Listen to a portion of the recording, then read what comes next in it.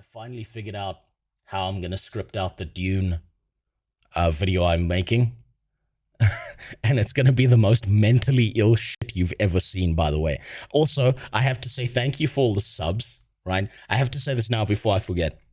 Thank you for all the subs over on Twitch and on Kick and whatever the fuck else, because your money is going to directly fund the stupid bullshit I'm doing for my Dune video. I want you to know that. I found a way to spend it irresponsibly. This whole stop killing games thing. Now let's see where this goes. I'm very interested to see. They won't let you win. That's very non-specific, so I'm very curious to see what he thinks about this. This whole stop killing games thing has lit a fire underneath me. I'm feeling a heck of a lot more venomous than I normally. Me too. Me too. I'm feeling like an asshole. I feel like I need to be a fucking vicious dickhead because this is actually something I give a shit about. Normally would. There's been this pervasive idea that's been pushed throughout the video game community in which that you cannot enact change. No matter how unfair things are, no matter what you say, no matter what you do, nothing will change. But I'm here to tell you that it's not a matter of you cannot change things. It's a matter of you not being allowed to. Ooh, what does he mean by that? You're not allowed to. Is he about to call Pirate Software an industry plant?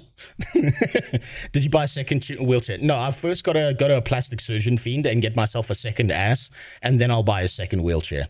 So we'll get there. When I hit about, 500 million viewers and I can afford the plastic surgery for a BBL, I'll get a front butt so that I can get 2 wheelchairs and then I can just flop from one to the other. Players for years have complained about how aggressively anti-consumer this industry has become, which is crazy to me when I sit back and watch people that somehow want to defend the way that things have become. And in some anti-consumer. Let's see. How is it anti-consumer? We keep on getting dog shit stories. We keep on getting different woke propaganda dog shit pushed down our throat, right? There's nothing wrong with a liberal story. There's a problem when you replace a character's entire personality with their fucking sexuality. The people deving games and doing the storyboarding seem to actively hate the people who play the video games. They keep making video games for people who don't actually play video games but have a social agenda to push.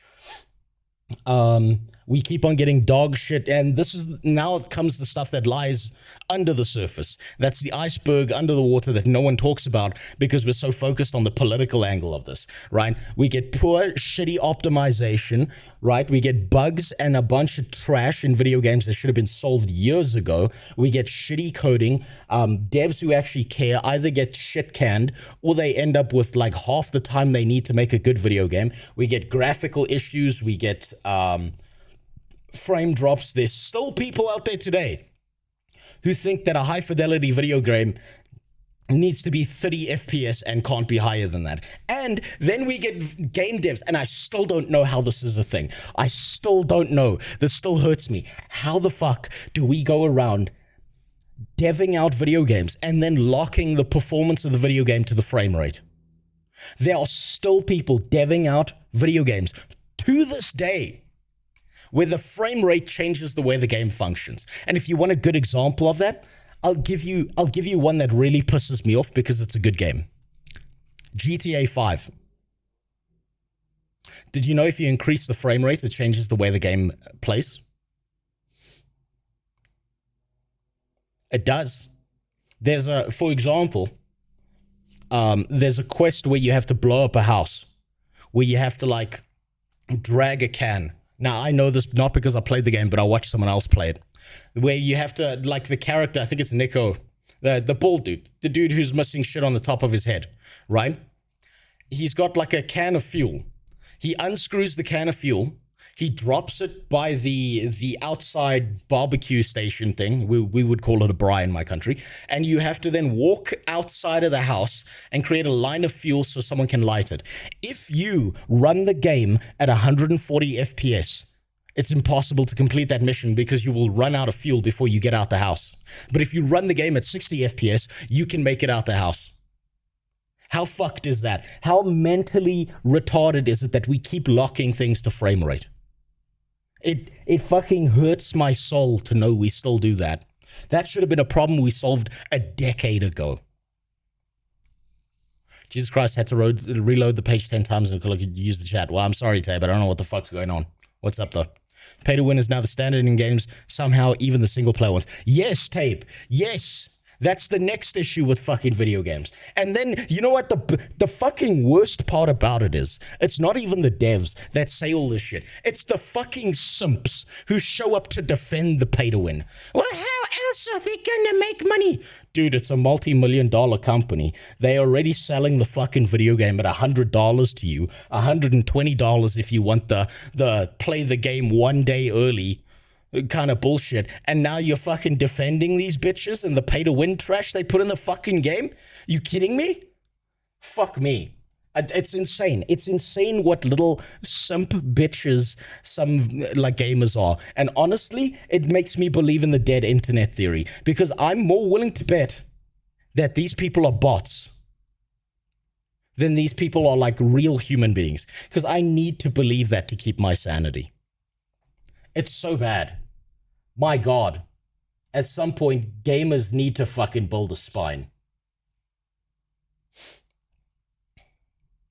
Some games back in the day went by the CPU speed. So if you had two modern of CPU games, would be like 10x the speed. I know, they need to, like, this is the problem. So man, is I know exactly what you talk about. But the issue is they need to decouple like the performance of the PC from the actual game. There needs to be a breakpoint, and we could have found that breakpoint 10 years ago. But we're still programming like dog shit in our video games, because instead of solving that problem, we're too busy deciding what fucking whether we should put in male or female or body type A or B. It's a waste of resources and time. We could have better video games, but we keep on putting dog shit in them instead. Some cases just say that we just need to let it go. It's better not to tamper with it. That could be dangerous, even though we paid for it. Digital rights ownership and licenses, microtransactions, data harvesting, third-party parasitic software that's designed as, disguised as either anti-piracy or easy anti-cheat, de novo, fucking any of that strap-on software. And you know what the funny part is? If you've got those systems strapped into your video game, it incentivizes people to pirate the game, because the pirated copy will perform better than the game that has that trash strapped into it. Cheating. We went from simply buying a game, playing it, and playing it whenever and however we wanted to a laundry list of different things that are actively harming the hobby and bring us no benefit at all.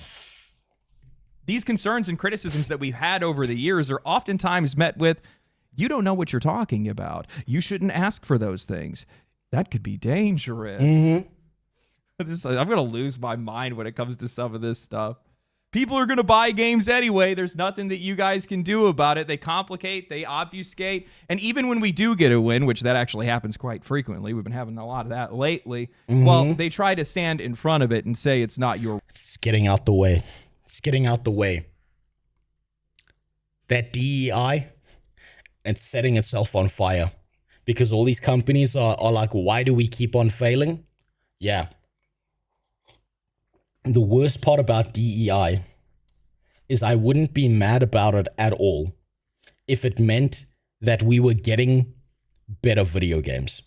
If it meant that some guy, right, some black guy who would have never gotten hired in a gaming company was all of a sudden the storyboard artist, and he was making cool shit that only he could make. If we had a Kanye of video game development, I wouldn't be mad. Like what's happened with DEI, it didn't help people.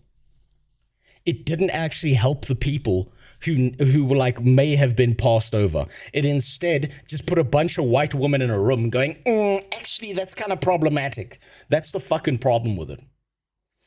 It never helped people. It never fucking helped them at all. Concord dying is the light at the end of the tunnel. It's the fucking supernova at the end of the tunnel, I hope. I hope it's not just the fucking light. I hope it's the super, I hope that was the reverberating shot heard around the world that some overweight in a fucking mobility scooter, the fucking multiple pin cushion piercings in the face, fat feminist who works in the gaming industry, like, she didn't know Concord died. She just felt when the servers went offline, and she was like, I just felt a disturbance in the fourth. As if a million retards at once started screeching about toxic masculinity, and then, like, you know, she fell over dead. That would make me happy. I hope that's what happened. Because fuck all this DEI shit. Just let people make good video games. That's all that matters. Doesn't matter who you are. Doesn't matter what you are. Just make a good fucking video game. That's all that matters. Or win. Or it was going to happen anyway. So today what I want to do is I want to talk about where we're winning and where we're losing.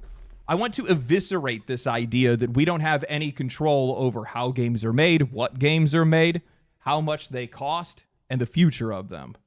I also want to make sure that I take very special care to talk about Stop Killing Games and how its momentum was cut short. But before that, a word from today's sponsor, Displate. Now, this one is actually... That's a brave shirt for him to have on, because with someone with my accent, I read that shirt and it doesn't say Black Hawks when I say it. Really cool because of the fact that you guys seem to really like Displate on this channel, which makes a lot of sense because I really like Displate myself. But they're actually offering us a one-time 24-hour discount specifically just to this community. Because I've got a question. Have any of you tried out Displate? Do any of you know if it's good? Because these guys have become like the Raid Shadow Legends of the YouTube gaming community. They just sponsor everyone. I don't know a single human being who actually owns a Displate, but they do keep on getting sponsored. Like, I do see a bunch of people getting sponsored for them. Of how supportive we've been. I'm going to buy get on that, man. Email them. Get them to sponsor you so that we can get a first-hand review, and you can tell us in the Discord that it's all shit while stealing their money. More. For the next 24 hours, you guys can get 40% off the entire site using my code LEGENDARY at checkout. This is their biggest discount, and they're only doing it for this channel, and it's specifically because of just how supportive this community has been. Displate literally just reached out saying that they wanted to say thank you. By the way, so man, I figure if you get sponsored by Displate, if you have to do like an IRL video of you putting it up on the wall, I'm sorry, but you're going to have to buy a taxidermy dog. So you could rip its paws off and then use the dog paws to show it like being pushed against the wall. I'm sorry, it's the sacrifice you have to make. Otherwise, people are going to see your hands and know you're not a dog. And this is part of the reason why I genuinely love working with these guys. But if you haven't seen one, Displate makes high-quality metal posters that mount magnetically. Just stick a magnet to the wall, line it up, and once you're done, that's it. No tools, no damage, and when you want to move or swap them out, it's just as easy as peeling them off. So you see that, like, that looks good to me. But I don't know if it's actually good or just a floppy piece of aluminium. The description below, or go to displate.com and use my code LEGENDARY to get 40% off site-wide for the next 24 hours after this video goes live. Just don't wait. It's only good for the next 24 hours.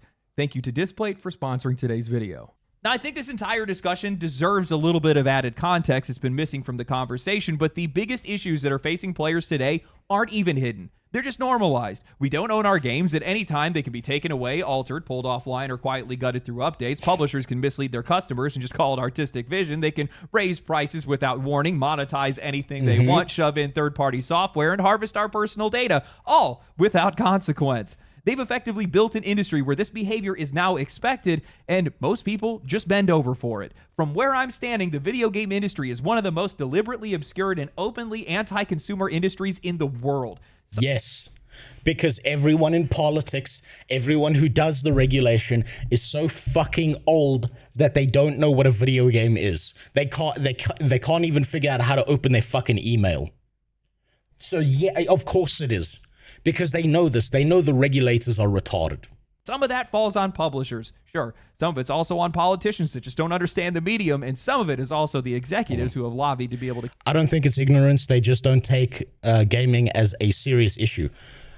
I think that's probably part of the puzzle, but I don't think it's the full puzzle. I do think there's ignorance involved because these people, the regulators, the senators, the people who are making the rules and the laws, who are supposed to be upholding these things, are all like 60, 70-year-old fucking boomers who refuse to step down and let someone younger take their place. To keep a lot of that stuff in place. But the deeper reason why, and the reason why they've gotten away with it for so long, is that this industry is still very young. Modern gaming, as we know it, only really went mainstream back in 1998 with the PlayStation. That's barely been 30 years ago. In that time, the shift has been violent, and it hasn't stopped. Physical media gave way to digital. Couch co-op became online multiplayer. One-time purchases were replaced with season passes, microtransactions, and gacha pulls. All of it happened so fast, too fast for laws to catch up, and too fast for most players to realize what they were losing before it was already gone. Yep.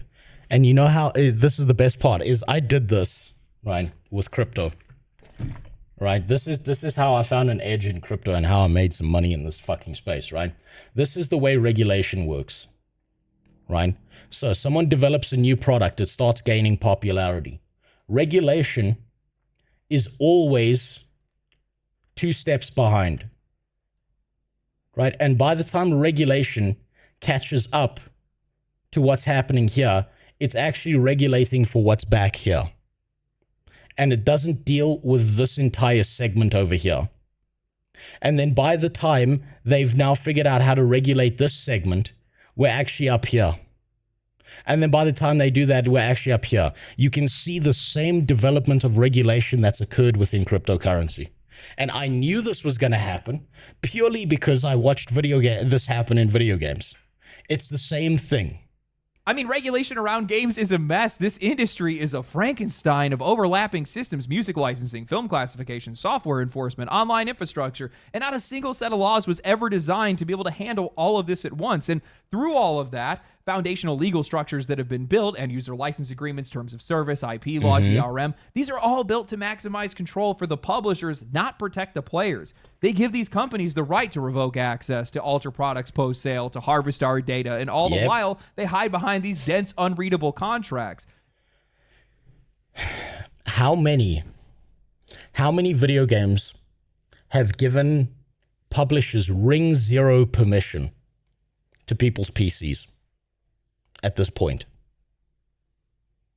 There are entire franchises that go out of their way to give ring zero fucking permission.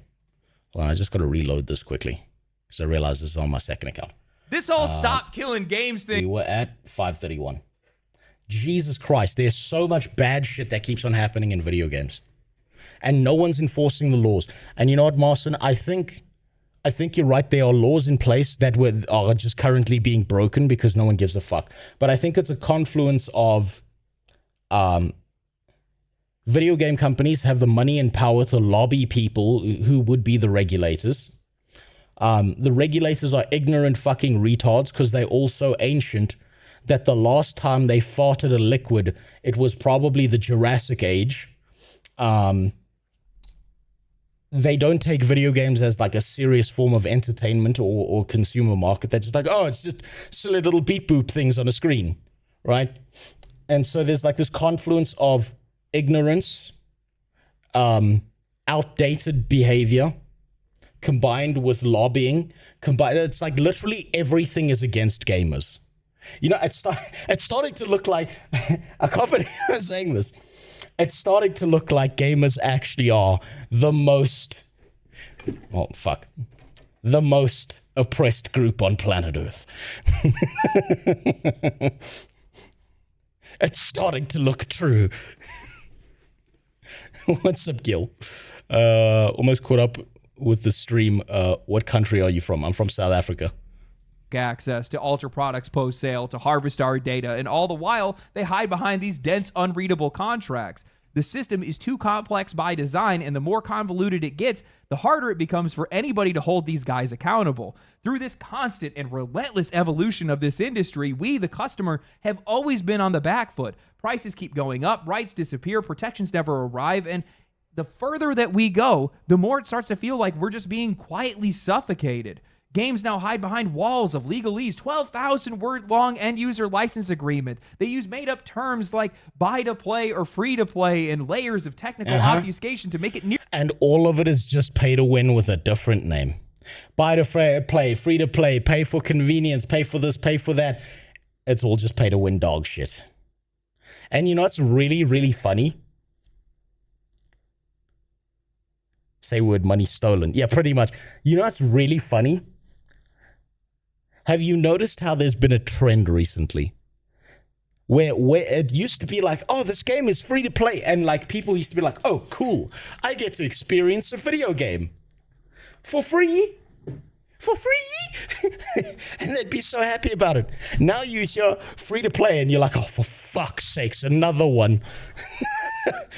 You just sit there going, oh, okay, what's the manipulative shit you put in this one, huh? What is it, huh? Huh? Are you going to send me a butt plug in the mail I have to shove up my ass to play this game, huh? Or do you just want $75 fucking dollars to remove all the inconveniences you purposefully put in the game? God damn it. Nearly impossible to know what we're actually even agreeing to. What used to be just a simple transaction, you buy a game and you play it, is now an implicit contract where you sign away your ownership, your usage rights, and in some cases, your personal data. Yep. Just for a chance to escape for a couple of hours. The core issue here is that this industry grew too fast and too selfish, and somewhere along the way, it just left the customer behind. And worse off, we are operating in a system in which players can clearly understand, we can clearly see that something is wrong, we can name the culprits, we can spot the red flags, we can warn each other in real time, yet we can't fully explain how the trick works or how to fix it. Because none of us are developers, we're not lawyers, we don't have back-end. Hold on. We can't decide how we should fix this problem. Guys, I think I may have a solution. Okay, just go with me on this one, okay? We may have a potential solution that can convince gaming CEOs to stop this behavior.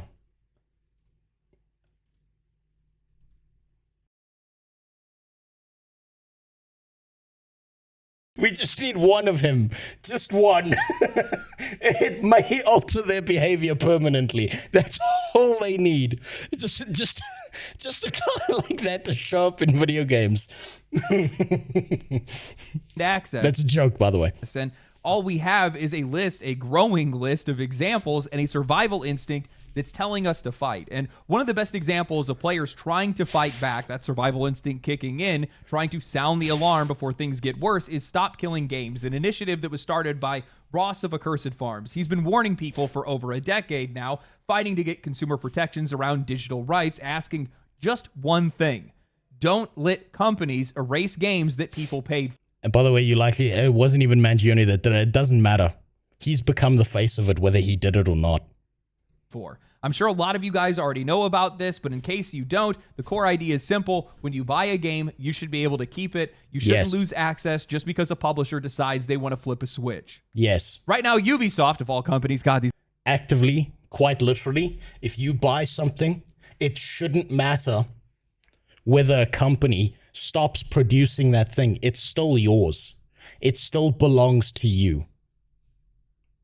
It should quite literally always be yours, no matter what.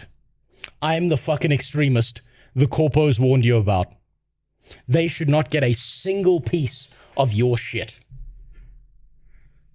And let's just call it a CEO extraction tribe. Ken, that's quite literally the best name I've ever heard for it.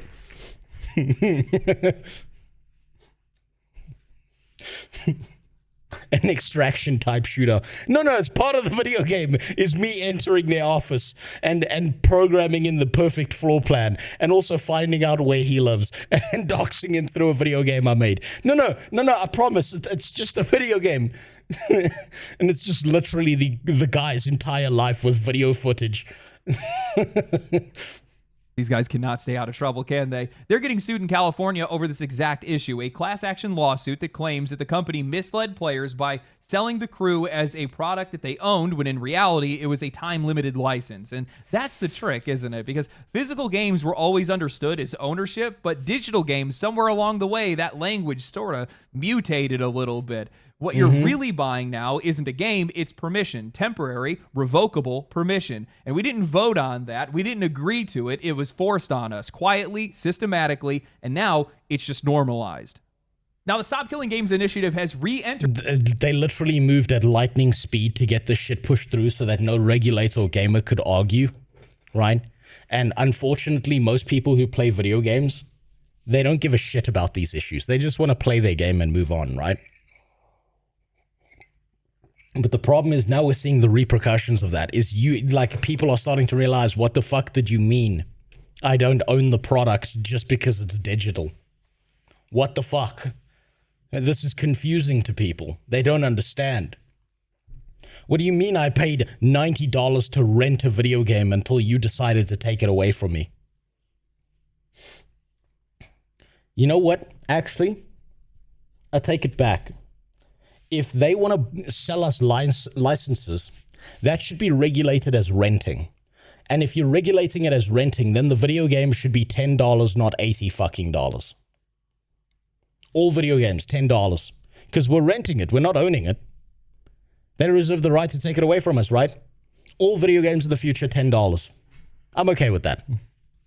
Public conversation recently, partly because it's struggling to reach its goal before its end date. If you are an EU viewer of mine, make sure you go read it and sign it. The link will be down in the description below. And the other part of it is because of the lingering damage that is caused by streamer and game developer Pirate Software. By piece of shit Roach Software. Mr. Goon for 13 fucking hours and never finish his video game. This motherfucker, I'm honest. Honestly, I spent like the last 2 days going through comments and shit of people talking about SKG. And this man, you cannot believe the amount of misinformation and fucking damage this piece of shit has done online. Like, I've seen the most retarded comments imaginable. And there are so many fucking people who are trying to misdirect and make SKG about what it's not about. All because they got their opinion from this piece of shit. Oh my god, it's so fucking bad. It made me so mad. The last 2 days, I have been filled with nothing but pure rage over reading the most dumb shit imaginable. Let me show you. I'll show you one, right? Look how desperate this person is. And I tismed out. I literally tismed out over this. Where is it? Where's that fucking comment? I literally tismed out over this whole fucking thing because I called him out on this. Look at this fucking guy. He's writing fucking novels and then I have to reply to the fucking novel, right? And then this fucking guy above him, again, misinformation. So I'm like, okay, that's wrong. That's not what it's about. Right? Then he just keeps fucking going with more misinformation. It doesn't get less, it gets more. Right? Misdirect, misinformation, misdirect. And I went through every single one of his points to see if he had a single valid concern. He fucking didn't. Half of the shit he's talking about here, let me find the one where he's like, you shouldn't own your games if you're fucking disabled. Where is it? Where was it? He started talking about you shouldn't have a book because you're blind. Said all the time. Okay, clunky book analogy, blah, blah, blah. Here we go. It would be like writing a law to exchange a user's book they bought from the publisher for a new book every time a user aged and their eyesight could never read the print. He's literally saying if the user's disabled, the thing they paid money for, they should no longer own. What the fuck? This is the level of fucking retardation people have over SKG. This is how fucking stupid people are. This is how much damage this sack of shit in the corner here has done to this movement. An insane, like I can't even, I thought like, okay, look, maybe Thor had a different perspective and maybe I'm wrong, maybe I'm being too harsh. And then I started reading the comments of the people who defended him. And I was like, no, this fucking idiot deserves this. This idiot deserves every bad thing that's happening to him right now. He deserves it because he's caused so much damage to this movement by just fucking outright lying. And this guy right here, Ross, unfortunately, did something also retarded. Do you know what it was? He fucking left it alone. He left it alone for 10 months. If Ross had come out with a video disproving every single thing that Pirate Software had said, instead of saying, I'm going to be the bigger man, he just disproved the points. If he had attacked the idea and not the person, he could have shut this shit down and we would have had SKG. But no. Instead, he was like, I'm going to be the bigger man. I don't want to be involved in drama. That doesn't work. That allowed Pirate Software to spread shit for 10 months. 10 whole fucking months. Also, what's up, Noxie? How you doing?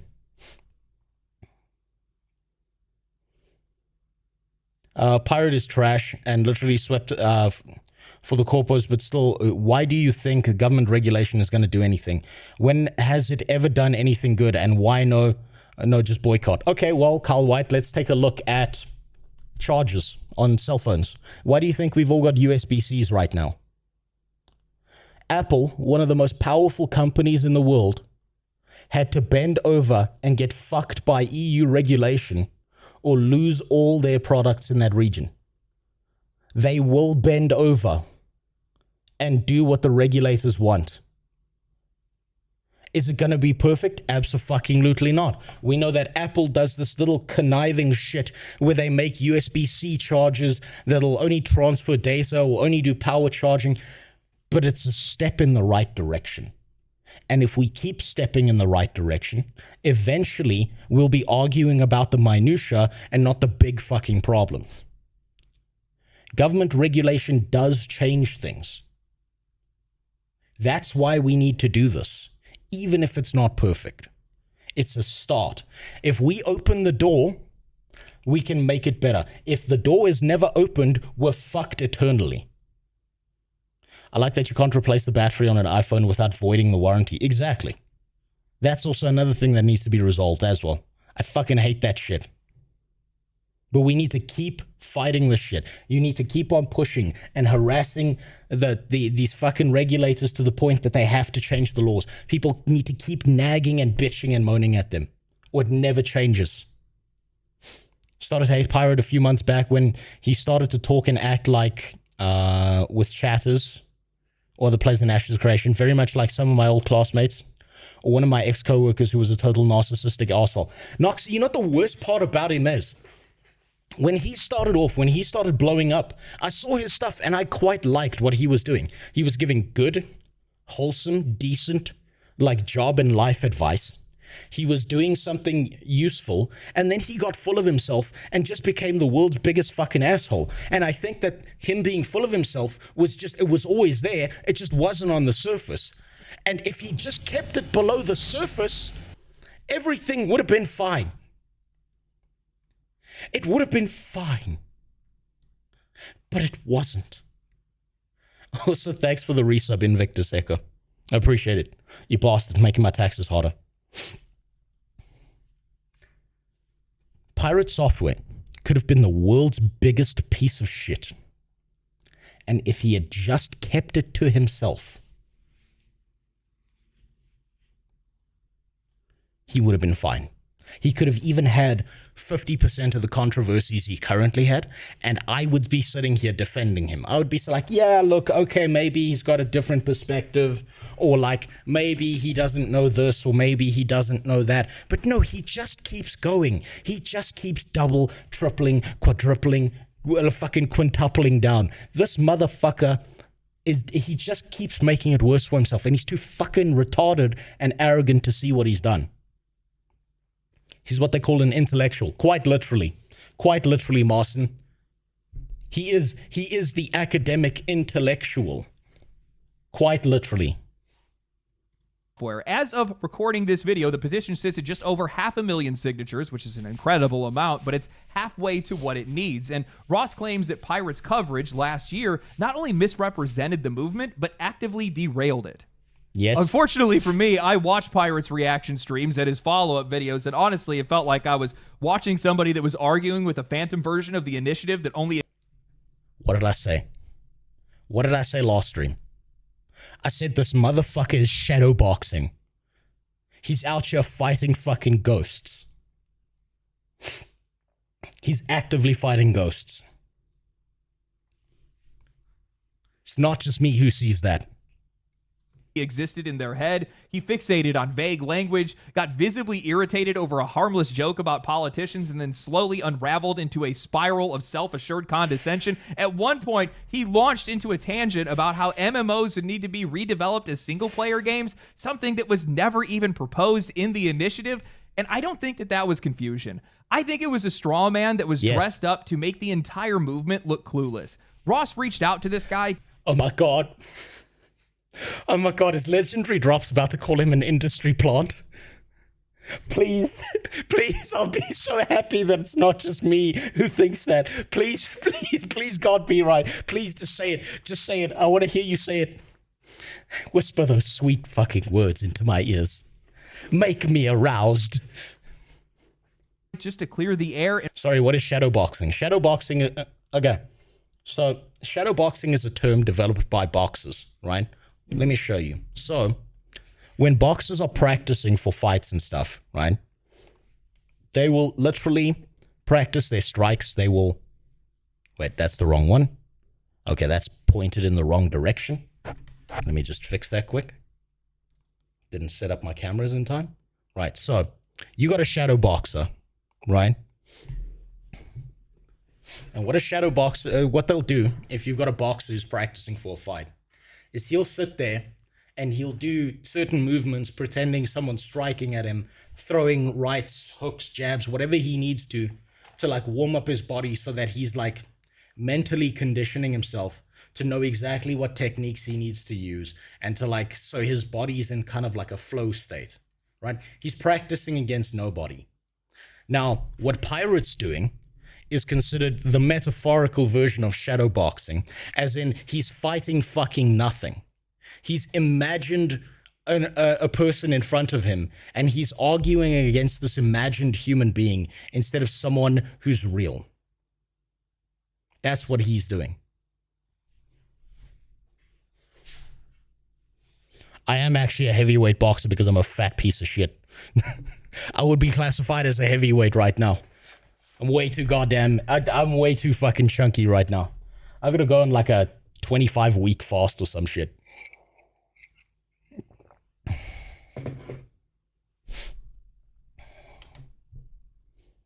There's no ways it's 4 degrees in South Africa. Yep, it's 4 degrees. And our houses aren't built for the cold.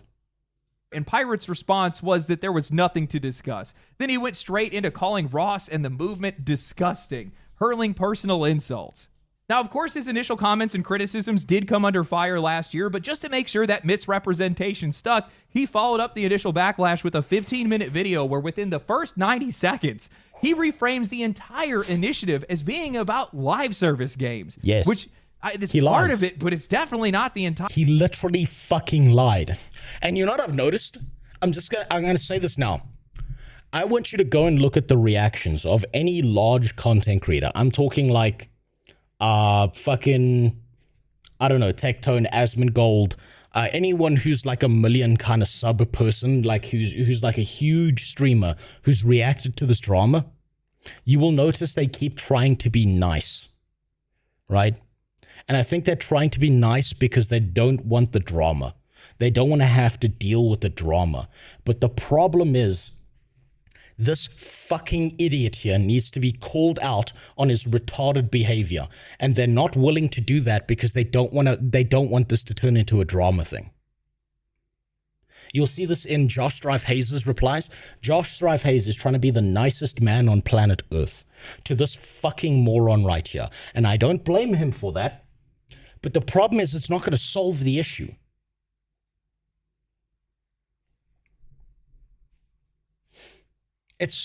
Oh man, it's been so frustrating. Someone needs to be like, this guy's a fucking idiot. He fucking lied. And you need a big content creator, like a huge guy, to just start calling him out on his bullshit. Because otherwise he's going to get away with this and he's going to do it again. And next time it's going to be worse. Problem is that SKG now sort of affected by Pirate, and this Pirate is involved to correct shit. Yes, and Pirate's going to keep on lying. Pirate's going to keep on lying. entire thing. Watching it back, this guy is like Dr. Jekyll and Mr. Hyde. On YouTube, he's Mr. Rogers. This is the only version of the guy that I knew. Helpful game developer, offering advice and encouraging newcomers, but in his streams, this guy is unhinged, completely unprovoked. He's telling Ross and the entire movement to eat his entire ass, and then bragging about how he's going to actively convince people not to. Called him a used car salesman, said he's going to go out of his way to make sure people don't sign this petition, lied about it directly. This fucking rat needs to be called out on his behavior. End of story. People need to say you're a liar, because it's not an attack. That's a statement of fact. He's a liar. He's manipulated the situation, and he's been an emotional cunt. And then he issued a one-sentence apology saying, I get that you're upset with me after what I said about Russ. But he takes zero responsibility for the actual damage he's done. He's taken zero responsibility for the fucking lies he's told about this entire movement. Sign the petition. All of this can eat shit then. I drop the mask entirely. I have no qualms about that. They can eat my entire ass. The whole thing. That is not somebody that misunderstood the message. That's somebody who wants to vary it. Because if you're a developer or even an indie developer, you know damn well that most modern games have some form of always online or a live service tether. That is the point.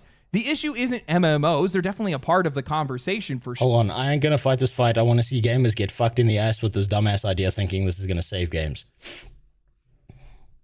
You probably won't. If that's your perspective, that's fine. Right? But you probably won't, because the damage that's been done by pirate software is enough that this movement's never going to pass. If this managed to get to the regulators, if this managed to get there and it did nothing, that would just piss people off even more. That would force them to go even more extreme. That's the perspective I see on this. That's what happened with phone chargers. That's what happened with tobacco. That's what's happened with certain substances. And the one place you want to regulate this shit is in the EU, because the EU has the best kind of system for regulating these things. No hate, I respect you. It's just my opinion. I know. Look, I have nothing against you. I can completely accept that your opinion is going to be entirely different to mine. And look, I have to live with the idea that you might be right. You might be 100% right, and I might be wrong, right? So I have no qualms against you. If you think it's fucking stupid, that's fine. But you know what you're not doing right now? You're not spreading a bunch of fucking lies about it. You're not sitting here actively lying about this movement. That's what pirate software's done. If you do dislike it, that's okay, good. You have your own opinion. I'll respect you more for actually being able to have your own opinion on it. But you're not sitting out here spreading a bunch of bullshit misinformation about it. Completely different, universe to exist in. It's going to be even worse for Pirate if it actually fails, as a bunch of random bozos will blame him for it. Oh, absolutely. I don't want that to happen, Noxy, and I'll tell you why. If it fails and people start yelling at pirate software, what he's going to do is he's going to go out of his way to cry about how he's the victim and how he's getting harassment and how he was right all along. And then he's going to characterize everyone who was involved in SKG as the few retards who are too fucking stupid to not dox and harass people.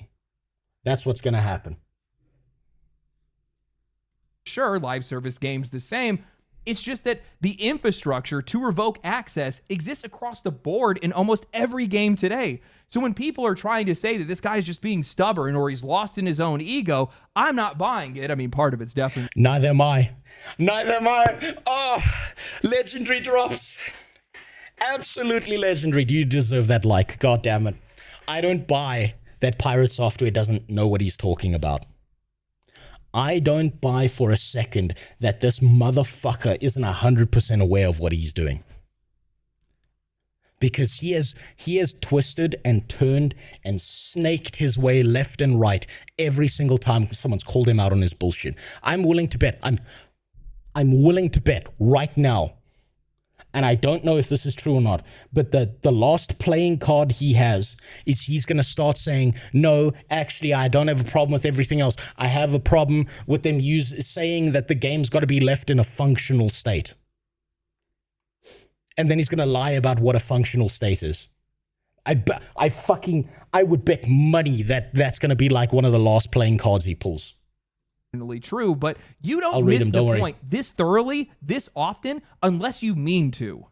Now, some time has passed since then, but Stop Killing Games is back in the spotlight largely because of the fallout of Pirate Software's original coverage. But Pirate Software, once again, is responding to criticism. Multiple creators have been calling him out for how he's misrepresented the movement. Give me a second. There might be a crackhead outside my house. I'm going to be right back. I'm not going to be annoying about the topic anymore, but if you want to hear a summary on why I think it's dumb, my last 2 comments basically sum it up. Well, let me double check what you said then. Right. Where did you put it? Here's the problem. Oh my god damn it, I keep on losing it. Here's the problem. Unlike the USB charger situation, this doesn't affect every regulator and politician. They don't care, and they will be lobbied by big publishers. Whatever regulation comes out of it, it's going to be mandated. Okay, so the USB charger situation was also lobbied against by Apple and by other brands that backed up Apple, and it still didn't work.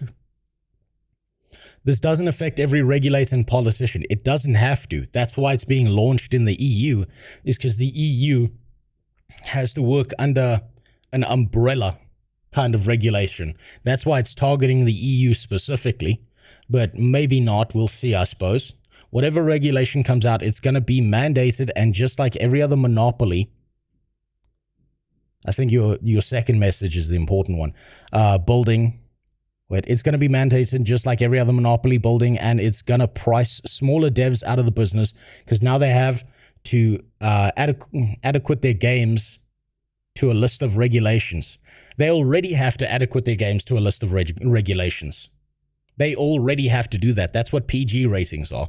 The EU already has a set of regulations. I think it's the ESRB for all things. This is just more things they have to think about now, right? Regulations for video games already exist. Some of the regulations are just not applied the way they should. And I don't think it'll price out small devs, because if that was going to happen, then no one in the EU would currently be creating some of the best indie games we've seen, and they have to maintain regulation. A lot of regulation that especially small devs have to deal with isn't the idea of you must do X, Y, and Z. That would fuck up the gaming industry. It's that you don't do X, Y, and Z, right? So you can do everything, but you cannot do these things.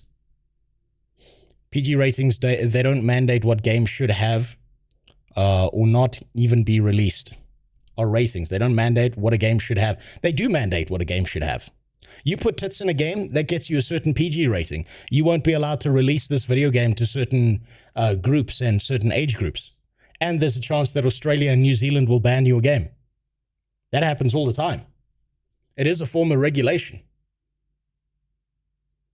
It's a form of active regulation that's had active real-life effects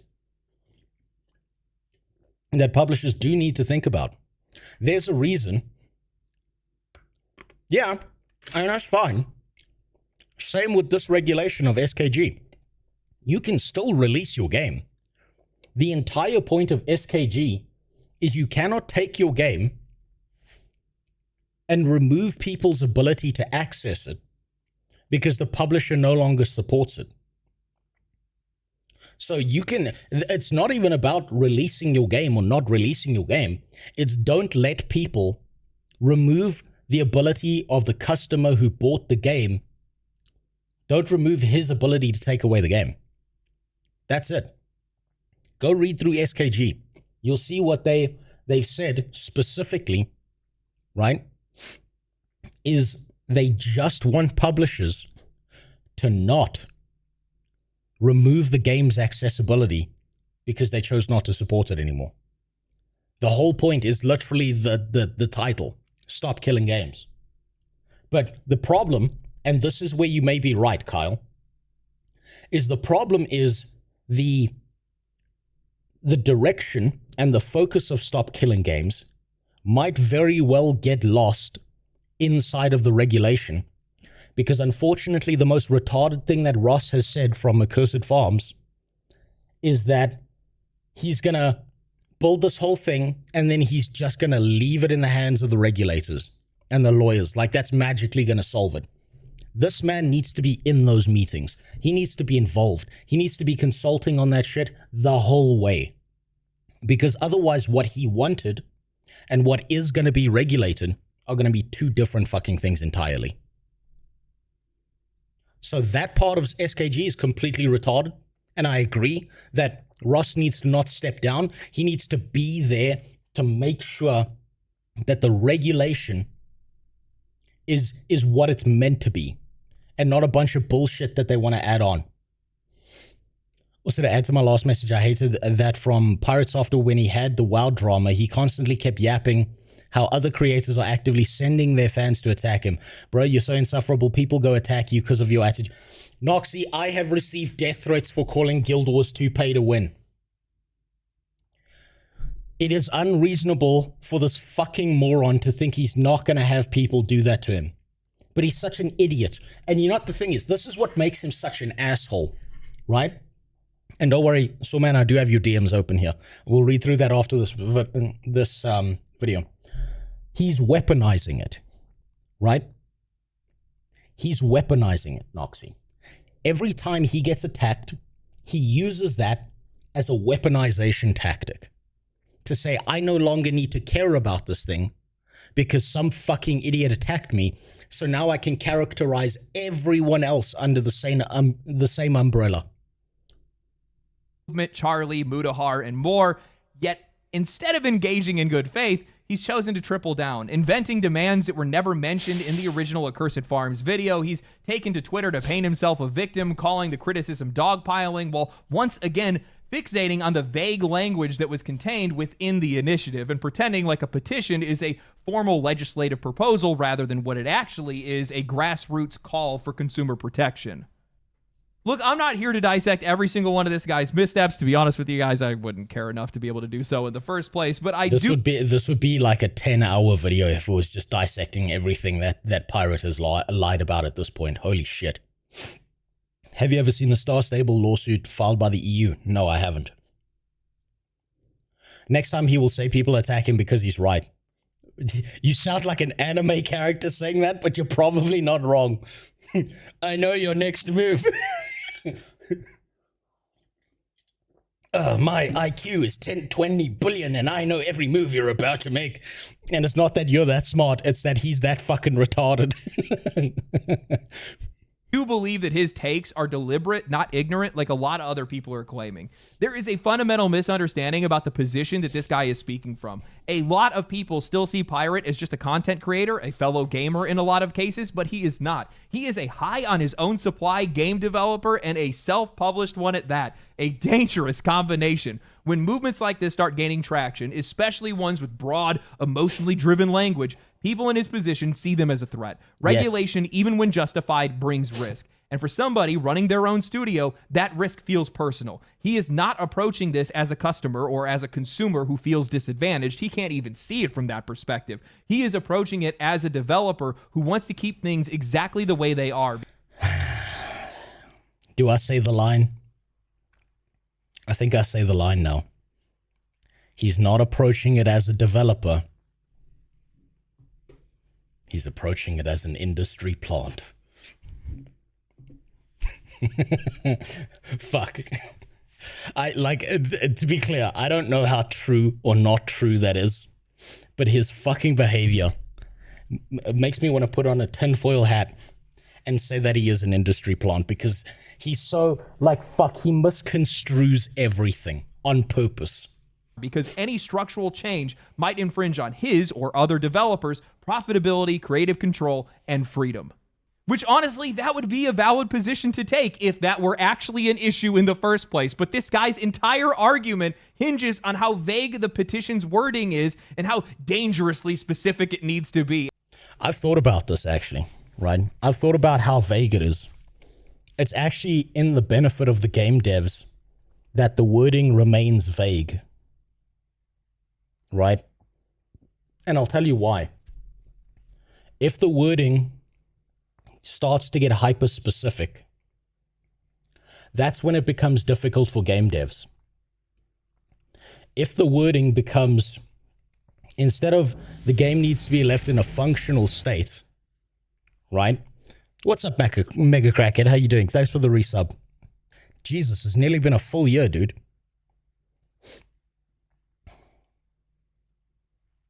It's Timu Stitch. Oh, fuck's sakes. Okay, so what was I saying? You threw me off, Crackhead. Fuck. Fuck, I've completely thrown off by you, motherfucker. You bastard. You want the wording to be vague. Because if the wording is vague, then if you're a game dev and you see the game needs to be left in a functional state, that might mean as little as unhooking the game from being always online. If it gets hyper-specific, then you start saying, okay, X percentage of this game must be left in a playable state. If it's literally unhook it from always online, it's now under community purview, and the community can be the people to support it, then we don't have an issue. The problem is me knowing the history of anti-consumer practices that all backfired by lobbied regulations that price small businesses out of the game. Yeah, no, you're not wrong. You're not wrong. That has happened multiple times. I've seen this happen. I've seen those regulations. But this is something that needs to be a constant battle, right? This is the eternal battle against evil. You cannot leave these you cannot not have these regulations and let things continue to spiral into this hellish nightmarescape that it currently is. But at the same time, you can't just have a regulation and leave it alone. Otherwise, that's how you end up with fucking 1925 copyright laws applying today to YouTube videos. It's an eternal battle that needs to never end. And that is what drives me crazy because, bro, of course it's vague. It exists to draw attention to systemic failure and ask for help fixing it. It is written by players. It was never meant to be airtight legislation demanding legal precision from a... I think it needs to be that.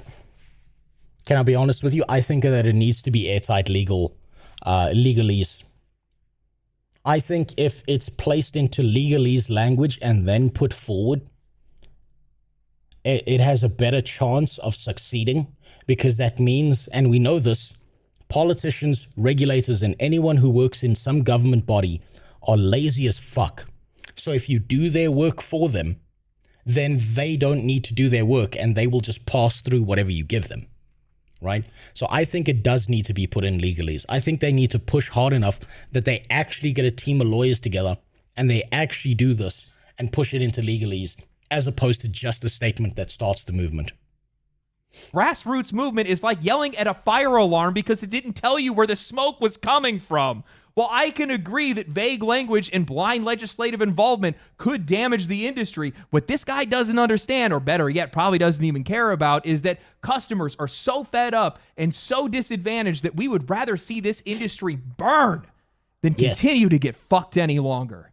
Yes. I think what makes this all worse is who Pirate Software is. He is not just a dev, he is a widely known advice streamer whose entire platform is built on helping people navigate the games industry. His YouTube shorts dominate timelines, giving advice and explanations. He is in the most unique position to steer this I'm waiting for his next short.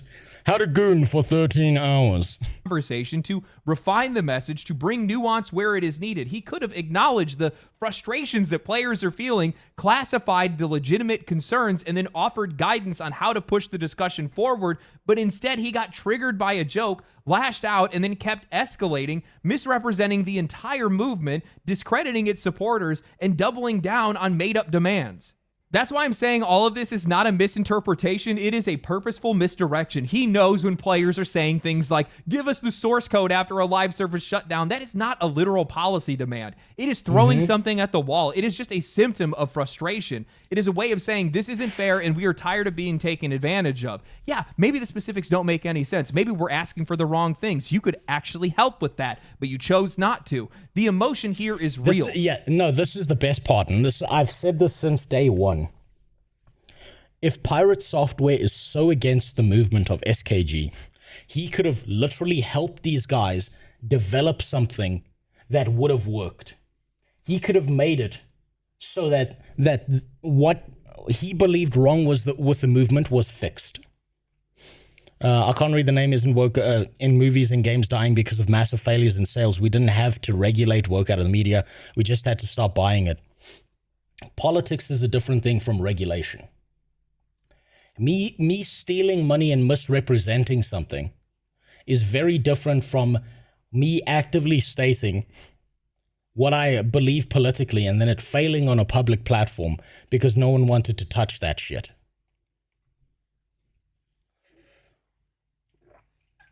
Politics is something that you can't regulate, or you end up with a country like what Germany is going through right now, where people voted for a certain political party and the government said, nah, and just took those votes away.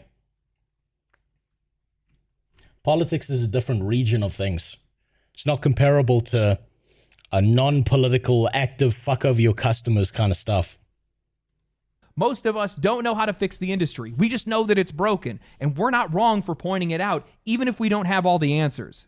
You're going to have people that are going to want to stand in the way of something like Stop Killing Games or any other movement that might pop up in the future because they want to keep the status quo, because they want to protect themselves, their profitability, their companies, and they just are afraid of change. They're afraid of politicians coming in and touching something that they fundamentally don't understand. And I understand that risk. Yes. I also don't give a shit. It's a huge fucking risk. Oh, he doesn't give a shit. I want to see why he doesn't give a shit. The problem is that gaming is now the largest part of the entertainment economy, which means that there's a lot of money involved.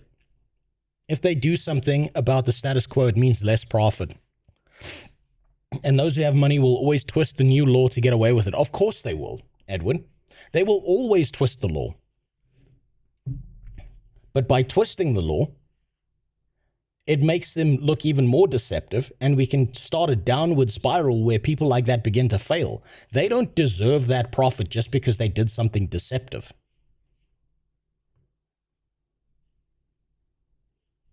I might have been rooting against this thing, and it's not like I disagree. I should just make these points to help and not be actively against it. Look, you don't have to be for or against anything. You get to make up your mind for yourself, right? You get to figure that one out by yourself. I'm not going to tell you what to believe. I am going to tell you my opinion on it. But that doesn't mean you have to believe me. And if you disagree, I have no problem with that. The thing is, these regulations, Edward, they may get twisted. Yes, they may get fucked up. But we need a step in the right direction. We need to move towards something functional. We don't need to give game devs specific instructions on what they have to do. But we do need to give them instructions on what they're not allowed to do. Right? You are not allowed to fuck over your customers in this manner. You are not allowed to sell this thing, deceptively sell this product as something the customer owns, and then tell them in the TOS, in some piece of shit at the back end of things. You're not allowed to say, oh, actually, it was just a service. Haha, whoopsie doodle. We advertised this thing as something you own forever. And we just left the fact that it's, a license in the back end. Fuck that. Like, that kind of shit is deceptive practice. That should be considered fraud. And this is the best part about the SKG movement. A lot of the CPA, the Consumer Protection Act regulation, already exists. It just needs to be applied to video games. That shit already exists. Half of the SKG movement is just asking the regulators to start applying the shit that's already there, even that would be a win. We can't stand idly by anymore. I'm going to boil this down very simply for everybody. Right now, we are buying products that have a license. Yes. That license can expire. Yes. But it has no expiration date. I'm going to say this again. If buying isn't owning, pirating is not stealing. It's that simple. How does that make any sense? And how is that fair? It is quite literally predicated on it expires when we say so. That's it. Yep. That's as simple as the language gets. That should not exist. That is just blatantly unfair, and I don't even understand how these guys have gotten away with it, to be honest with you. I'm posting a link to the EU petition in the description of this video. If you are an EU viewer of mine, I am looking at you right now. Go sign it. Go read it, obviously, first. Don't just sign it blindly. Yeah. But read it, see if you agree with it, see what your interpretation is, and then sign it if you believe in it. I believe in it enough that I think you should sign it, but I don't get to decide what you do with your life. That's up to you. Doesn't have all the answers. It at least draws attention to an issue, and that's all we can ask for at this point. Far too many times do I see people cry out, oh, we'll never be able to fix X or Y thing. People will buy it anyway. People won't do anything. Nobody will stand up. Of course they won't. Of course they will just buy anything. People rarely do anything that's actually in their best interest. That's why consumer protections exist. They are a firewall, and you have an opportunity to build a firewall that protects you and people that get to play video games in the future. Yes. If you love the hobby, support the hobby. Absolutely. Absolutely, you have to. This is not the end. This is, you are getting into a fist fight with the devil, and you need to keep fighting. Non-stop. Non-stop. And there was something up here. This is not only a thing in gaming. Many industries are deceptive, like healthcare or hardware and manufacturing. Yes, and those two need a fist fight as well with regulators. That's the eternal battle happening again. I've explained this concept before, but I'll explain it again. If anyone knows what time to corruption is, or the principle of time to corruption, this is how it works. There's a system, right? Everything's working fine. One exploitative piece of shit jumps outside of the system and does something manipulative that no one's done before because he's found an exploit in how the system is. So this becomes the new system. Only after this occurs do regulators find a way to get rid of that thing that piece of shit did. Then another piece of shit finds a way to do the same thing, but in a different way that skirts the loophole so that it's not technically the same thing. Then there needs to be a battle to deal with that. And this keeps happening. Regulation is always one step behind. This is how it works. This is actively how it works. So regulation is an eternal battle against people who keep corrupting systems and finding new ways around things. This is the same guy who 5 videos ago is saying we won, folks. We didn't buy these woke games. The studio's closed. And they are learning that lesson. I don't know why this is also not a talking point. Sure, stop killing games, but also stop buying games. Yes, you're right, Kyle. You're 100% right about this. People should stop buying games that have this shit in it. These deceptive practice, manipulative, AAA pieces of shit. We should all stop buying their games. But unfortunately, that logical standpoint, stop buying licenses is actually more accurate, so man. Unfortunately, that logical standpoint is the same as saying to people, all these 18-year-olds would stop being OnlyFans whores if we stopped giving them money. I'm not going to give them money. You might not give them money, but there's a bunch of fucking retards out there who just keep giving them money. And yeah, I just realized, stop buying licenses. That's probably why they're regulating it with the UK and the EU, because everything's a license over there. That's perfect. They're so used to it. Yeah, look at Nintendo. Super's right. Switch 2. Bad monitor, bad system, a laggy OLED display. It's in the terms of service that Nintendo can turn it off whenever the fuck they want. Switch 2 sold out in like less than a day. So yeah, I'm sorry to say this. Some people are too fucking stupid to be able to take care of themselves, Kyle. There's a group, a subsect of people who are too fucking stupid to know what's good for them. There's a reason why when you get a coffee from a store, the lid says caution hot. There's a reason why we have to put warning labels on things that are obviously dangerous. And they vote, yes. And their vote counts just as much as yours does.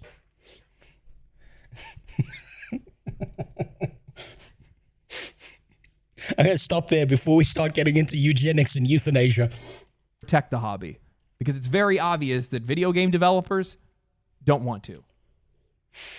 You know, I saw in response to a lot of the criticism, Pirate Software has been writing very lengthy tweets online. Good Lord, it's a lot of words, man. I would never take the time to write something that long on Twitter.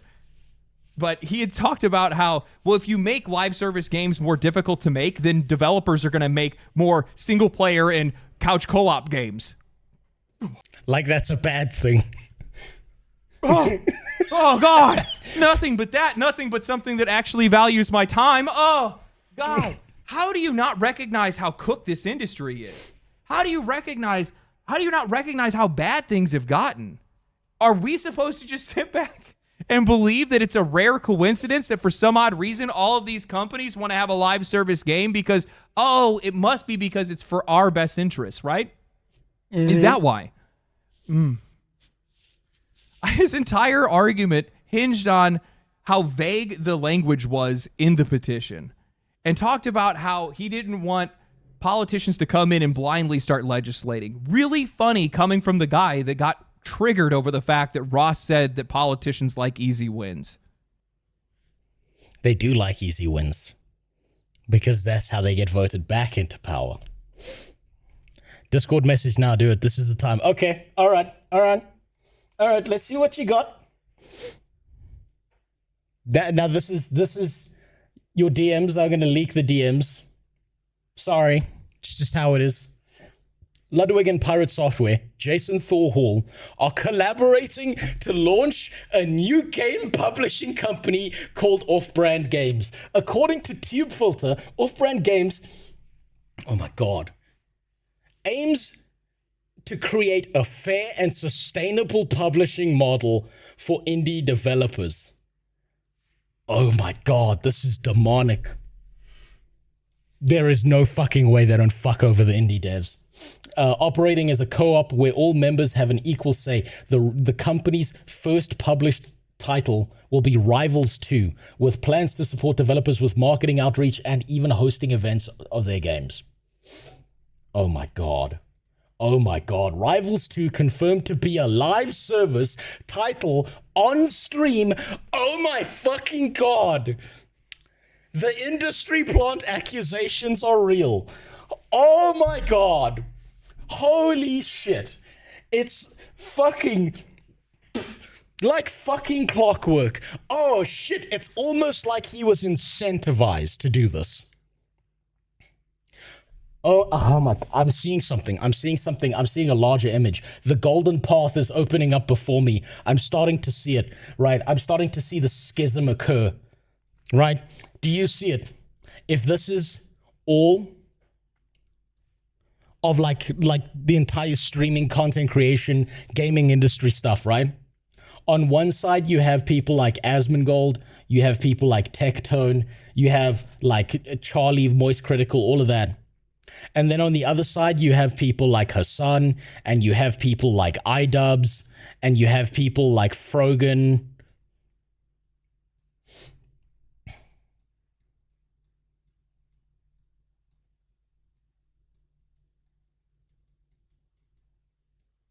She's been losing weight recently. And then, so you've got these people, and there's like a schism occurring here. Oh yes, there's also Denims, right? There's people like that, and there's like a schism occurring here between these two people. And then you've got the adjacent orbiters like Ludwig, because we know Ludwig's been sucking Hassan's cock forever, right? Now Thor is on this side. And against him, you have people like Ross of Accursed Farms. You have Charlie, you have Mutahar, you have all these people, and there's a schism forming here. And I can see that there's going to be a great divide between these two, where all these people like Pirate Software are going to just start leaning this way towards all these crazy terrorists supporting fucking nutbags. And then on this side, you're going to have people being like, I just cared about video games. And then you've got people like Tectone being like, these fat whores. It's going to be the greatest era of content war imaginable. It's gonna happen. Politics and gaming are gonna intertwine on a level that no one's ever seen before. It's coming. I could see it forming. I could see the cracks propagating. Oh my god. It's gonna be incredible. No. Well, of course I agree with the Palestinians murdering Jewish babies.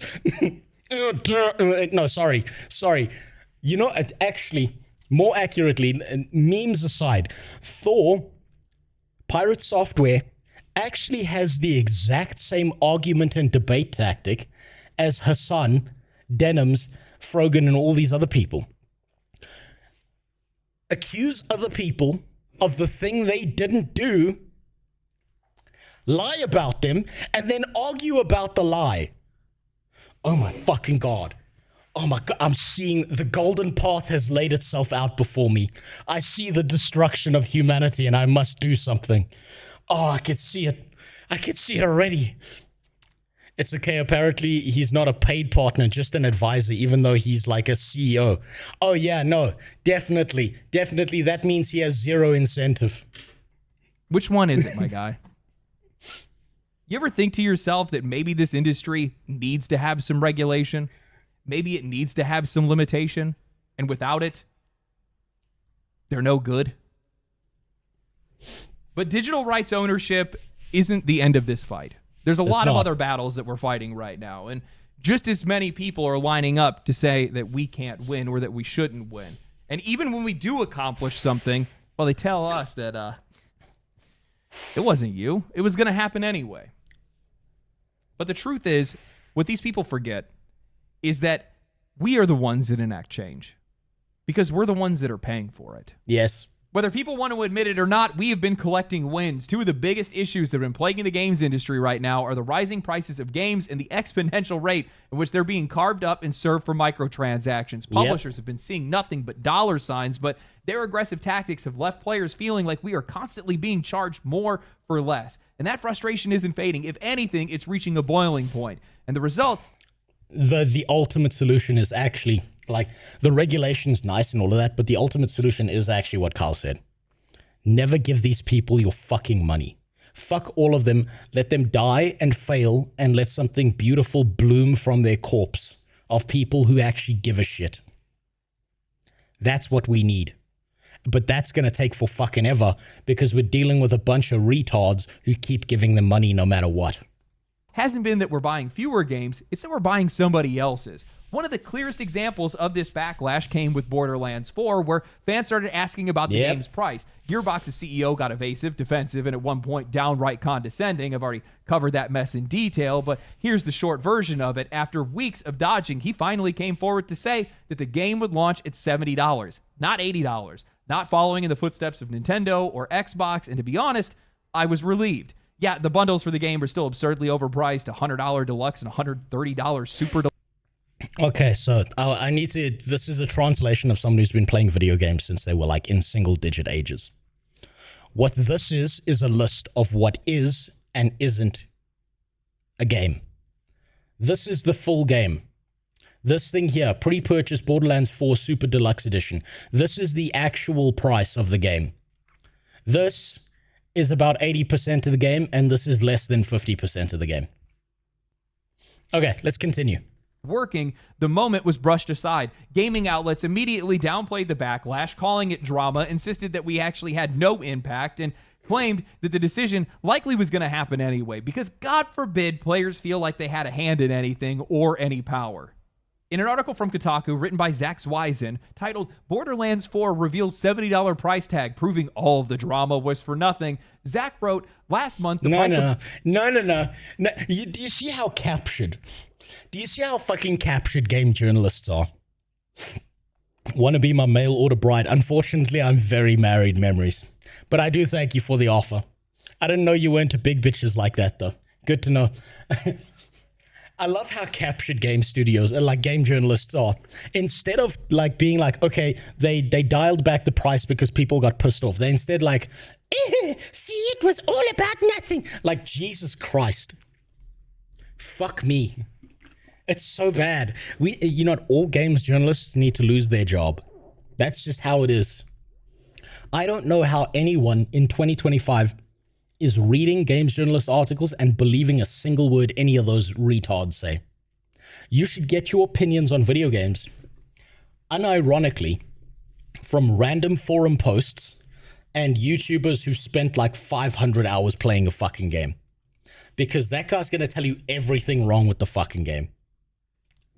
Games journalist? Nah. They can't even beat the Cuphead tutorial. The game journalist went live once on a stream. And that was him done. That was him finished. That's his career over. Game journalists and game devs are more incestuous nowadays than the front page of Pornhub. You're not wrong. You're not wrong. It's such a bought and sold and paid for industry that no one needs to use them. No one needs to ever believe the opinion of a games journalist. In fact, it's kind of like the ratings on Rotten Tomatoes, right? So like, you know how movies, if you go into like Rotten Tomatoes, there's the critic score, and then there's the audience score. And you should never give a shit about the critic score. You should always only care about the audience score. Borderlands 4 became a hot topic because Gearbox CEO Randy Pitchford on May 9th, after Nintendo and Xbox had announced $80 video games like Mario Kart World, Pitchford told fans at PAX East that the price of the game was going to be announced soon. He also claimed that he had no idea what the price would be, but assured people that the game would be worth it. Then on May 20th, Pitchford really stepped in it. When a fan asked him on social media about a possible price of $80 on Borderlands 4, he infamously replied, if you're a real fan, you'll find a way to make it happen. This went over... If you're a real fan, you'll give us all your money, you bitch. Imagine thinking you can be this cunty and facetious to your customers and get away with it. Holy fucking shit. And you know what the worst part is? If this never corrected, I bet he would have still sold a bunch of copies of Borderlands. I bet Borderlands would have still been profitable. How bad is that? That I have to sit here knowing that he would have probably still made more profit. So the argument of him dialing it back is not actually about whether he was going to make profit or not. It's about how much profit he was going to make. Poorly with the internet. A few days later, he said he didn't mean to sound like an asshole. A week later, he posted a 573-word-long tweet apologizing and explaining that he just meant that Borderlands 4 would be fine even with the higher price tag, and that he didn't intend to set off a firestorm of controversy and discourse. That brings us to today, where 2K finally confirmed that Borderlands 4 is only $70. After all of that hoopla and online drama, it turns out that the game is only going to cost what nearly every AAA game costs in 2025, $70 plus tax. Was any of it worth it in the end? Not really. No. But hey, at least Borderlands 4 isn't going to hold the game hostage and force you to pay a ransom fee to play it a few days early, so that's nice. Guys, I read at least half a dozen articles just like that one, and not a single one of these writers was willing to even entertain the idea that the online debates or player pushback had any impact on the decision. Of course, because if they admit that, that means they're going to lose their job. They can't do that. You got to remember, everyone who works in like I've seen this before, right? There's like a certain office culture that goes with certain companies and businesses. And if your politics don't align with everyone else in the office, you're going to lose your job. You're going to be accused of some shit you didn't do. You're going to be accused of being disruptive to the ecosystem. And usually the people in charge of that is a bunch of fat, blonde, white bitches in HR. And so you have to agree with their politics or you're out of a job soon. The pirate software culture. Unironically, yes, Dubba. So obviously, you've got to understand, even if there's a guy who's a game journalist, who loves video games, who's opinionated, and he's got strong formed opinions on video games, he cannot, for fear of losing his job, tell you what he actually thinks. Because if he does, he will lose his job. Like in half an hour of publishing that article, that guy will be out the fucking door. The overwhelming consensus, it was always going to be $70. Really? Then why was Randy Pitchford so evasive about the price in the first place? Are we really supposed to believe that the CEO of Gearbox genuinely has no clue what his own game is going to cost just months before release? Let's at least be honest here. The price did not stay $70 in a vacuum. It wasn't just Borderlands 4 that got people talking. It's the entire ongoing backlash against Nintendo, against Xbox, and the string of high-profile failures that we've seen across AAA publishing. Assassin's Creed, one of the most recognizable franchises in gaming, still has not shared unit sales. Avowed came and went. Yeah, because they know that if they show Assassin's Creed Black Buraku Samurai, then they're going to be in trouble. They know that showing those off to the public will look like the public won. And so they'll never release those things. Why do you think Blizzard no longer shows population charts? Why do you that's what I actually wanted to say, Devilish. Why do you think so many companies obfuscate all this data that used to be so publicly accessible? In a week, Doom Dark Ages, the exact same thing. If I remember correctly, the only major AAA successes that we have seen this year is Monster Hunter Wilds and Elden Ring Night Reign. Meanwhile, it's all been smaller or mid-sized games. Repo, Schedule 1, Kingdom Come Deliverance 2, Expedition 33, Split Fiction. These are the... All of them fantastic. It's almost like a small dev team of 1 to 10 people can outperform any AAA studio who's too much of a fucking retarded pussy willow, unable to get outside of the politics circle, trash bucket fucking studio. All of them are being outperformed by like 1 to 10 people. Tyler from Schedule 1 made a bang of a game. People played it for a little while, had their fun. He made a ton of money. And the best part was, after Tyler made a ton of money for his work and effort and energy making Schedule 1, do you know what games journalists were crying about? They were saying, it seems unfair. It's unfair that only he made money. Why didn't everyone else make money off of Schedule 1? They were literally crying that a man who dedicated himself to making Schedule 1 reaped the rewards of his own fruits. Wasn't there another game crying about Schedule? Yes, it was Drug Dealer Simulator, but they backed down after the community backlash started shitting on them, saying he just made a better game than you, fuck off. The games that were dominating charts, headlines, and conversations.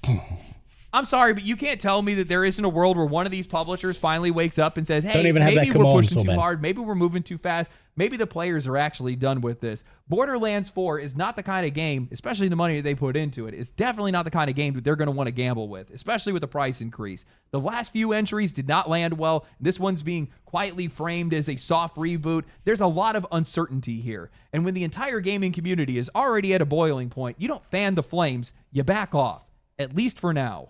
And if you want further proof that these publishers are starting to feel the pressure, look no further than RuneScape 3. Their CEO just came forward and made a video outright admitting that their microtransaction strategy had damaged the game, bluntly stating that it had stagnated and declined their... That's right. The worst RuneScape can get fucked. Oh.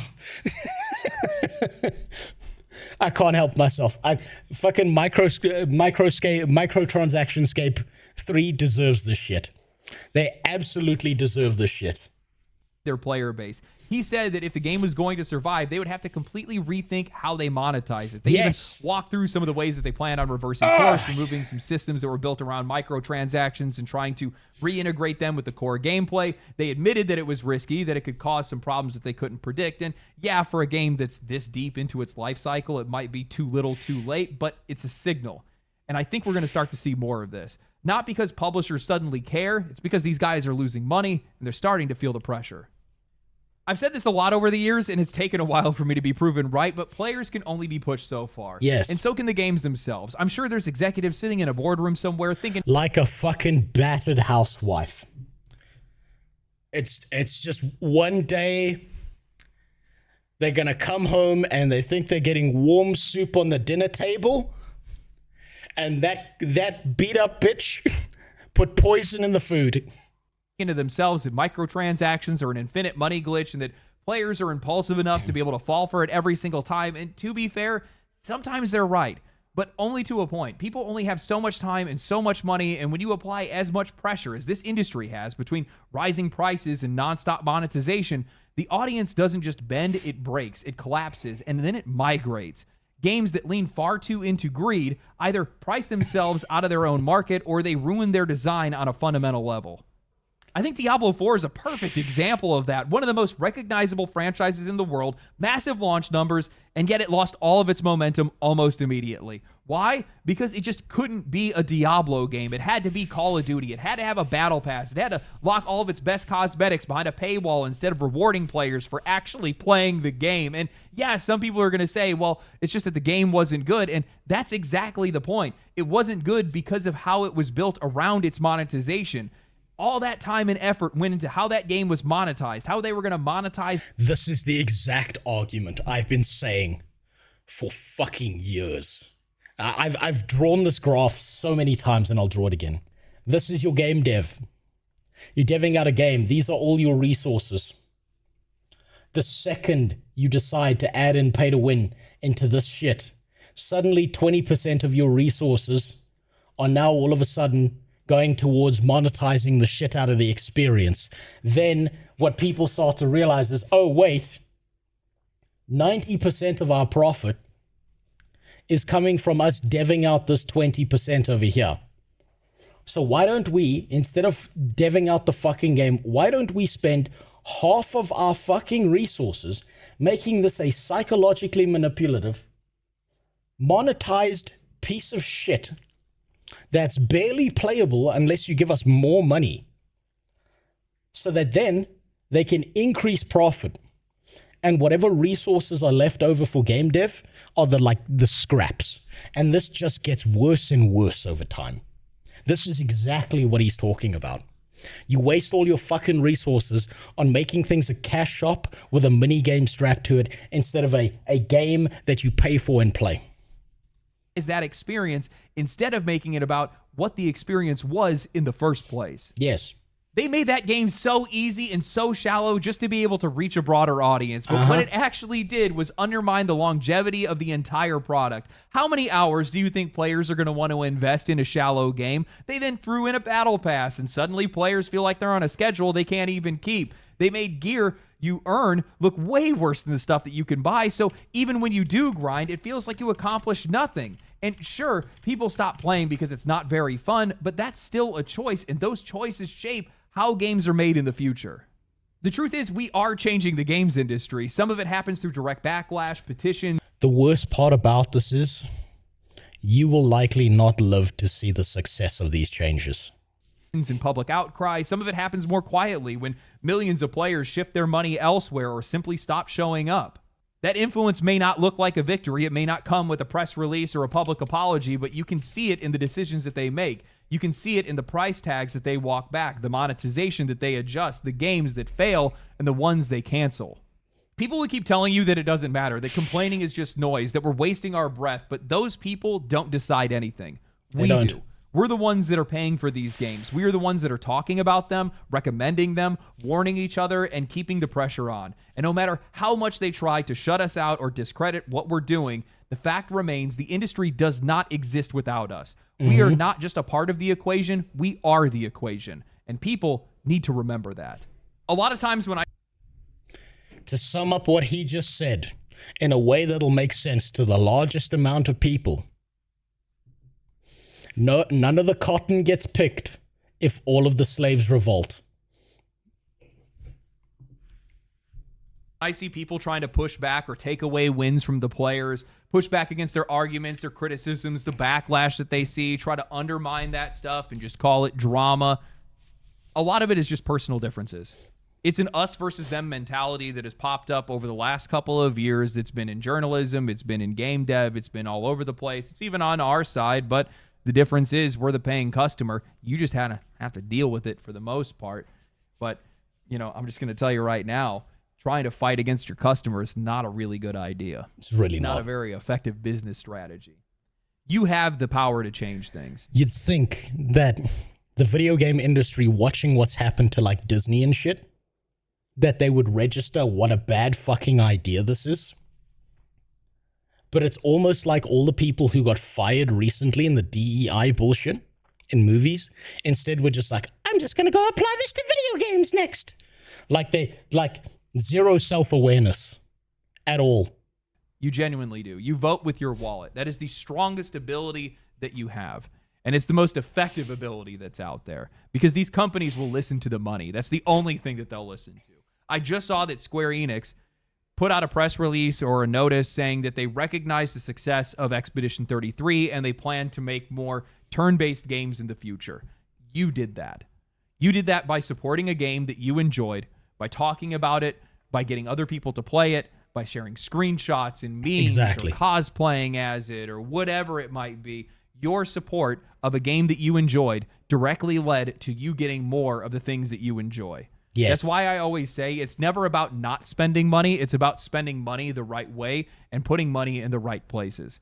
That's why it's so incredible to see how many people have been supporting indie titles, because that means we get more of them. That means more indie developers think that it's worth the risk to make a game. They want to take that chance. And in some cases with some of these other studios or some of these bigger publishers, they see more opportunity in investing in some of those guys or maybe making smaller games in some of their larger. Just remember, you are specifically responsible for some of the best video game devs getting into the positions that they're in and making some of the best video games you've ever experienced. You are directly responsible for that if you bought their game. You made that happen, not anyone else. Your support and the support of other people is what makes it so that someone like Tyler, who made Schedule 1, will look at his game and think, oh fuck, people actually like what I make. Maybe now that I have the resources, I can make something bigger. Maybe I can use my passion to give people something awesome. And I don't need to worry about food. I don't need to worry about like what my living situation is. I now have all of that covered and I can focus all my attention on making something fucking awesome. You are directly responsible for that. That's how that works. That's where the power lies. Quite literally, you are the person who decides that that dude gets to keep making awesome fucking video games for you to play. Studios. That's what you want to see. That's the power of your money. Something more direct than your money is something like Stop Killing Games. Second reminder, if you're an EU viewer or you have EU friends, share it, read it, sign it, check it out, and support it. I think it's probably the most worthwhile thing that I've talked about on this channel, to be honest with you, because even if it doesn't bring the change that you're looking for, it's at least going to draw attention to a lot of things that are going wrong in this industry, and that alone is worthwhile. It may not bring the change that you want, but it will protect you in the future, or it will lead to protections in the future, which is the only thing that we can hope for. Yeah. I don't know if I did any justice to it. I hope that this video... You didn't, but none of us can do actual justice to it. It's the fact that Pirate Software lied like a fucking rat. The two big issues I have is Roach Software lied 10 months ago. And then, unfortunately, Ross tried to be the bigger man and leave it alone. And that just let a lie propagate for 10 fucking months. Which was, oh, fuck, that's devastating. That's actually devastating. That misinformation got spread around for 10 months uncontested. Don't worry, I'm going to get there, sure. I've got it pulled up. A black girl who steals everything. Okay, you're talking about Riri Williams. Don't worry, we'll get there. We'll get there. Video found some value with some people. I hope that you guys enjoyed it. If you guys did enjoy it, share the video, like the video, comment down below on other things that you think that the industry is running into trouble with, other things that you think need to be brought to light or whatever it might be. But yeah. Anyway, thank you guys for watching the video. If you guys did enjoy the video, subscribe to the channel. Outside of that, stay cool, stay righteous, stay safe. I'll catch you guys in the next one. Amazing video. Incredible, good research. I hope that there are a billion videos about this. I don't care at this point if there's YouTubers and streamers like me who give a shit about this issue, and obviously like him, who give a shit about this issue, or there's just a bunch of people who want to hop on the bandwagon for attention. Any attention that SKG gets at this point is valuable attention to me. I really, really fucking hope that as many people see this as possible and as many people go and sign SKG. There's a month left. Unfortunately, I don't think it's going to succeed. I think it's going to go the way of the dinosaur and disappear, and we're going to have to try again at some point in time, but I don't see it succeeding.